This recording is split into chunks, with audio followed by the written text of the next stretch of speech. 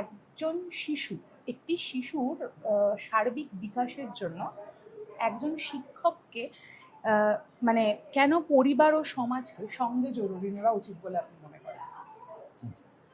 পরিবারে একটা বাচ্চা দিনের মধ্যে কম করে 18 থেকে 20 ঘন্টা একটা বাচ্চা বাড়িতে থাকে। আর যে কোনো সেন্টার, যে কোনো আর্লি চাইল্ডহুড এডুকেশন সেন্টার হোক বা এডুকেশন সেন্টার হোক, সেখানে বাচ্চা থাকে হচ্ছে 4 ঘন্টা 3 ঘন্টা। তো সেইখানে কতটুকু তার শেখার সুযোগ থাকে। এছাড়া একটা সেন্টারে একজন বাচ্চা অন্যান্য আরও অনেক বাচ্চার সঙ্গে যেমন থেকে শিখতে পারে, সেটা যেমন ঠিক, আবার অনেক কিছু জিনিস আছে যেগুলো তাকে শেখানোর জন্য আলাদা করে সময় দেওয়ার প্রয়োজন আছে। সেই সময় দেওয়ার প্রয়োজনটা হয়তো একজন শিক্ষিকা বা দুজন শিক্ষিকার পক্ষে সব বাচ্চার জন্য দেওয়া সম্ভব হয় না। তো সেই ক্ষেত্রে একজন একজনের পরিবারে বাবা এবং মা বা পরিবারের অন্যান্য সদস্যরা সেই ভূমিকাটা খুব গুরুত্বপূর্ণভাবে পালন করতে পারেন।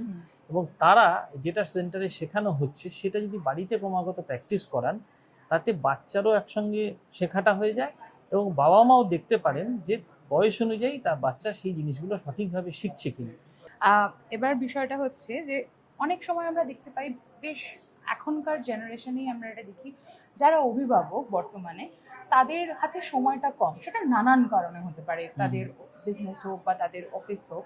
আবার আরেকটা পার্টও যদি দেখি, যাদের পড়াশোনার সুযোগও কম এখনো আছে, অনেক প্রত্যন্ত জায়গাতেও আমরা দেখেছি অনেক পিছিয়ে পড়া পরিবারের শিশুরা আসতে পারেন না। হ্যাঁ, তাদের সঙ্গে একজন শিক্ষক কিভাবে সহজে যোগাযোগ গড়ে তুলতে পারেন বলে, সহজ মাধ্যম নয় কখনোই, কিন্তু কিভাবে যোগাযোগটা গড়ে তুলতে পারেন? একদমই, এটা আজকালকার যে ব্যস্ততম আমাদের জীবনযাত্রা হয়েছে সেখানে তো সত্যি বাবা মাদের সময় দেওয়াটা অনেক ক্ষেত্রেই অসুবিধা হয়, কারণ বেশিরভাগ পরিবারই এখন বাবা এবং মা দুজনেই কাজে বেরিয়ে যান এবং সেক্ষেত্রে বাচ্চাকে দেখা বা বাচ্চার জন্য সময় বার করাটা তাদের কাছে একটা কঠিন ব্যাপার। তো এই জায়গা থেকে আমার যেটা আমি আলোচনাতেও বলছিলাম, যে দিনে বেশি না 10টা মিনিটও যদি বাচ্চার জন্য সময় বার করাটা, আমার মনে হয় এটা খুব কঠিন কাজ নয়।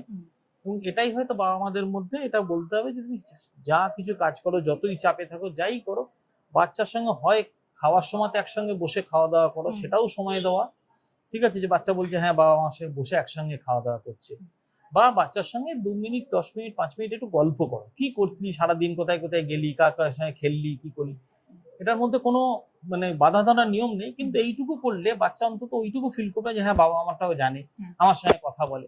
এবার এই ফিলিংটা খুব দরকার, এই বন্ধনটা খুব দরকার, এইটাকেই শেখাতে হবে। এটা কিন্তু খুব সহজে বলে দিলাম, কিন্তু অনেকে বলে ও আমার দ্বারা হবে না, ও আমি পারবো না বললে হবে না, আসুন না, দেখি না, চেষ্টা করি না, দেখি না, 10টা মিনিট দেখি না, করতে করতে করতে না, এটা তো সে আবার বিহেভিয়ার চেঞ্জটা করানোটা খুব সময়ের দরকার, ধৈর্যের দরকার।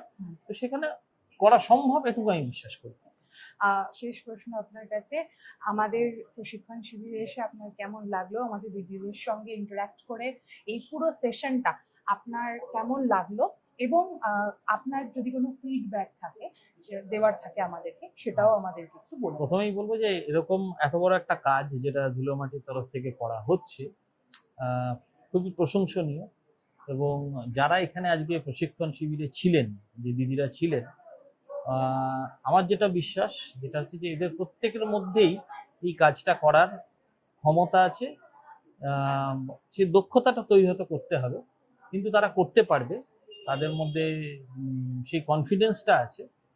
এবং যখন আমি সেশন করছিলাম, তাদের উল্টো দিক থেকে যে রেসপন্সটা পাচ্ছিলাম, তাতেই আমি বুঝেছিলাম যে তারা এটা করার ক্ষেত্রে, এই কাজটা করার ক্ষেত্রে তারা কিন্তু অনেকটাই পারদর্শী হয়ে উঠতে পারবেন।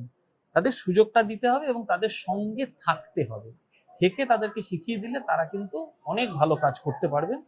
এবং আশা করি আগামী দিনে ওনাদের সঙ্গে যদি আবার আমার এরকম মিট করার সুযোগ হয়, আরো এগুলো নিয়ে বিস্তৃত আলোচনা এবং ওনাদেরকে আরো সহজে আমি শেখাতে পারবো।